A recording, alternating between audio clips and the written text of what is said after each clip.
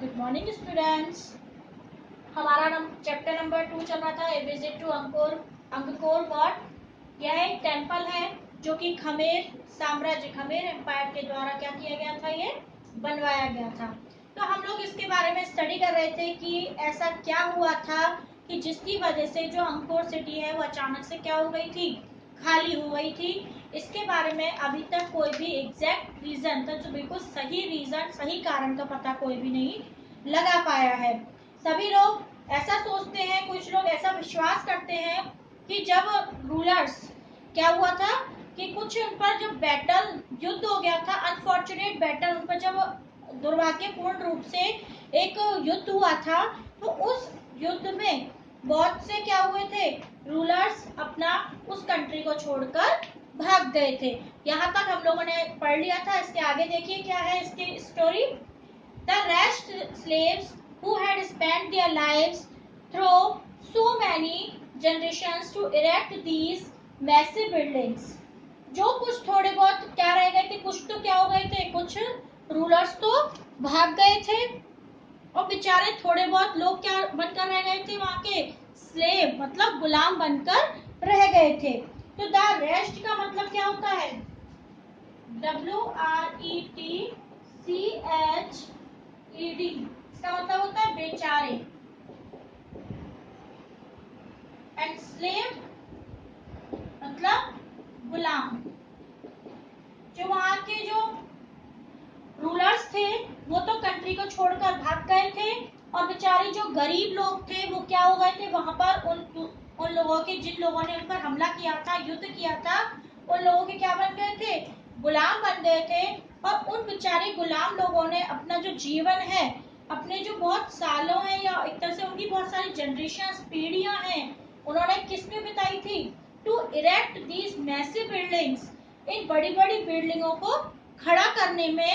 उन बेचारे गुलाम जो बनकर रह गए थे, जो कुछ लोग, उन्होंने अपनी बहुत सारी जनरेशंस किसमें बिताई थी, इन बड़ी बड़ी बिल्डिंग्स को खड़ा करने में। इन वेजेंस मतलब क्या होता है इसका, बदला लेने में। Over through what they had been obliged to construct with blood and sweat, किससे बदला लेना चाहते थे वो, जो ये जितना भी इन्होंने क्या किया था, कंस्ट्रक्शन, निर्माण का काम किया था, अपने ब्लड एंड स्वेट मतलब अपना खून और पसीने को एक करके उन्होंने क्या किया था। जो बेचारे जो कुछ थोड़े बहुत लोग वहां पर रह गए थे उस कंट्री में, तो क्या हुए थे, वो गुलाम बन गए थे। और उसके बाद उन्होंने क्या किया, अपना खून पसीना एक करके, अपनी पूरी मेहनत से उन्होंने और उनकी आगे आने वाली जनरेशंस ने मिलकर क्या किया, बड़ी बड़ी बिल्डिंग्स को कंस्ट्रक्ट किया, उनका निर्माण किया। This is just consecutive. Consecutive का मतलब क्या होता है, अनुमान लगाना। ऐसा सिर्फ अनुमान लगाया जा रहा है, ये बिल्कुल एक्यूरेट नहीं है कि ये बात बिल्कुल 100% मतलब राइट हो कि ऐसा ही हुआ था। ऐसा सिर्फ क्या किया जा रहा है, अनुमान लगाया जा रहा है। The only thing certain is that here was a city that was once thriving and populous, and now there remains nothing but a few ruined temples and the teeming forest. बस ऐसा 100% बोला जाता है, इसमें बोला ना, the only thing certain, सिर्फ एक बात निश्चित है, is that कि here was a city, कि यहाँ पर एक सिटी थी जो कि लगातार क्या होती गई, थ्राइविंग मतलब बढ़ती गई, एंड पॉपुलस और घनी आबादी वाली हो गई। एंड नाउ देयर, लेकिन अब वहां पर, पहले तो ऐसा था, पहले तो इस बात का 100% निश्चित है इस बात के बारे में कि एक सिटी थी वहां पर, उस कंट्री में एक सिटी थी जो कि क्या हो रही थी, लगातार थ्राइविंग मतलब बढ़ रही थी, और उसकी जो आबादी है वो लगातार क्या होती जा रही थी, बढ़ती जा रही थी। एंड नाउ देयर, लेकिन अब वहां पर रिमेन्स नथिंग, कुछ भी नहीं बचा है। सिर्फ क्या बचा है, but a few ruined temples, कुछ जर्जर, ruined का मतलब क्या होता है, बिल्कुल टूटे हुए खंडर टाइप में जो टेम्पल्स है, मंदिर है, सिर्फ वो बचे हुए हैं।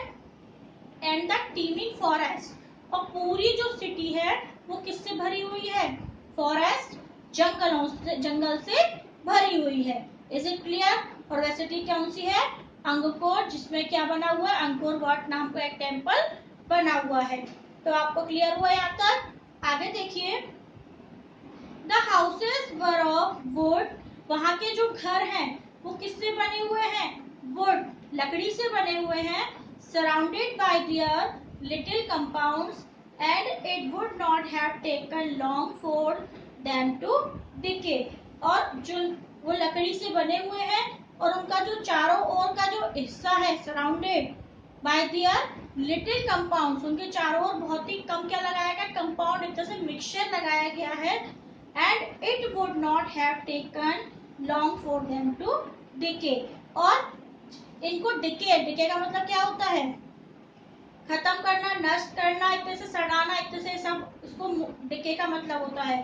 तो इसमें बोला जा रहा है कि इन जो एक घर होते हैं, यहाँ पर ऐसे जो घर हैं लकड़ी के, इन्हें नष्ट करने में क्या नहीं होता, would not have taken long, ज्यादा समय नहीं लगेगा। मतलब ऐसे घर बने हुए हैं और ऐसे कंपाउंड से, ऐसे मिक्सचर से मिलकर बने हैं कि उन्हें नष्ट करने में ज्यादा समय भी नहीं लगेगा।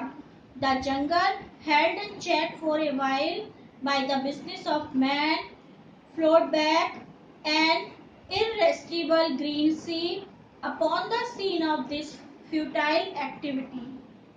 The jungle, जो वहां पर जो जंगल है, फॉरेस्ट है, held in check for a while, वो किसके द्वारा मतलब क्या किया जा रहा है, कुछ लोगों के मतलब बिजनेस बन चुका है, बिजनेस ऑफ मैन, लोगों का एक ऐसा बिजनेस बन चुका है उनको काटने का जंगलों को, या फ्लोट बैक एंड इररेस्टिबल ग्रीन सी, या एक तरह से उसको क्या बनाया जा रहा है, एक इररेस्टिबल का मतलब क्या होता है, इररेसिस्टिबल का मतलब है लुभावना, जो बहुत मन को अच्छा लगे।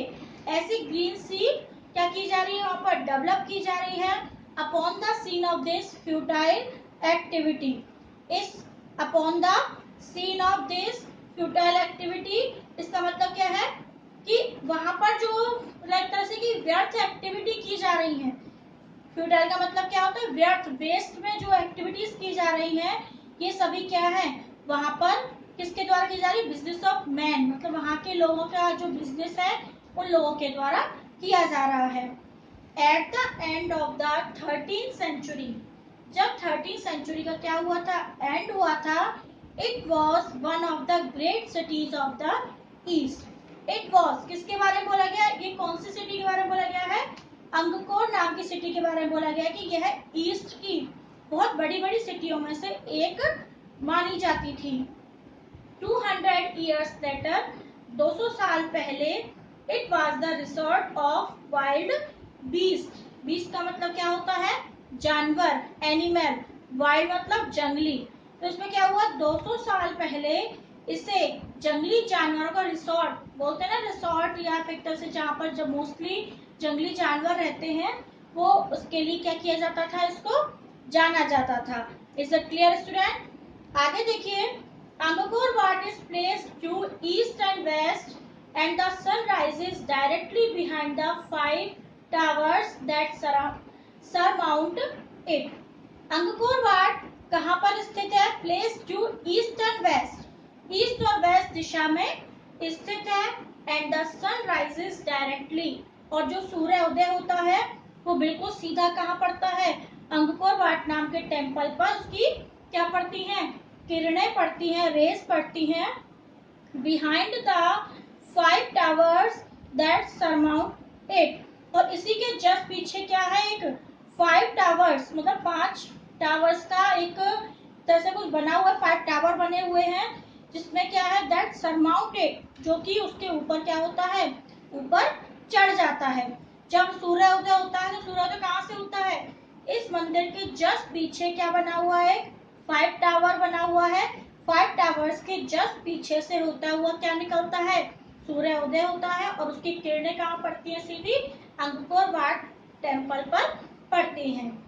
It is surrounded by a broad moat, you cross by a great causeway paved with flagstones, and the trees are delicately reflected in the still water. It is surrounded by a broad moat. मोट का मतलब क्या होता है, खाई,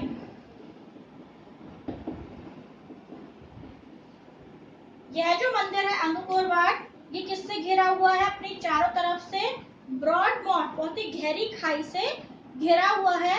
you cross bye a great causeway, इस खाई को कैसे पार किया जा सकता है? बाय ए कॉजवे। कॉजवे क्या होता है?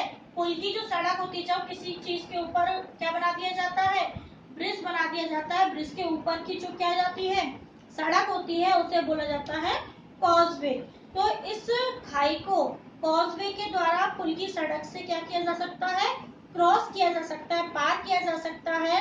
And the trees are delicately reflected in the still water, और वहां पर जो पेड़ लगे हुए हैं, उन पेड़ों की हल्की हल्की परछाई किसमें दिखाई देती है? इन the still water. Still water क्या होता है? रुका हुआ पानी, क्योंकि पानी क्या है? रुका हुआ है, और उसके ऊपर से क्या जा रहा है? पुल बना हुआ है, ब्रिज बना हुआ है, उसकी सड़क से पार हम क्या कर सकते हैं? आर पार हो सकते हैं। और जो वहां पर जो ट्रीज लगे हुए हैं, पेड़ लगे हुए हैं, वो उनकी जो परछाई है वो किसमें दिखाई देती है? स्टिल वाटर में, रुके हुए पानी में दिखाई देती है। Is it clear? आगे देखिए, it is an impressive rather than a beautiful building and it needs the glow of sunset or the wild brilliance of the moon to give it a loveliness that touches the heart. It is an impressive, rather than का मतलब होता है और अधिक। ये क्या है? Other beautiful builder, जो भी और अलग सुंदर सुंदर जो बिल्डिंग्स बनी हुई हैं, उनसे अधिक क्या है? प्रभावशाली। इम्प्रेसिव का मतलब क्या होता है? प्रभावशाली, अच्छा लगने वाला। तो ये अदर बिल्डिंग्स के कंपेयर में और ज्यादा अच्छा लगने वाला प्रभावशाली मंदिर है। And it needs the glow of sunset, ये क्या करता है? जब सनसेट होता है, सनसेट के टाइम पर जो सूर्य की जो हल्की हल्की सी चमक होती है, ग्लो होता है, उससे क्या होता है? यह चमकता है। और the white brilliance of the moon, और जब मून उसी टाइम आ रहा होता है, सनसेट होता है और मून आने को होता है, और उसी टाइम पर जो मून की जो हल्की हल्की क्या होती है? ब्रिलियंस, सफेद चमक होती है, उससे क्या होता है? ये टेम्पल ग्लो करता है, चमकता है। To give it a loveliness that touches the heart, और ये जो मून और सन आपस में मिलकर जो उसको ग्लो करते हैं, वो क्या करता है? वो बहुत ही लवलीनेस, बहुत ही सुंदर लगता है। दैट टचेज द हार्ट, जो हमारे हार्ट को क्या करता है?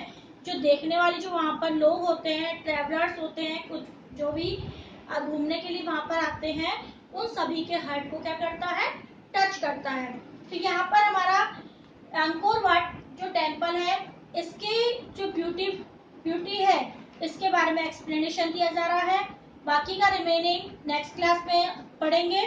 जितना पढ़ा दिया गया है स्टूडेंट, आप एक बार इसे स्टडी करके देखेंगे। Thank you so much.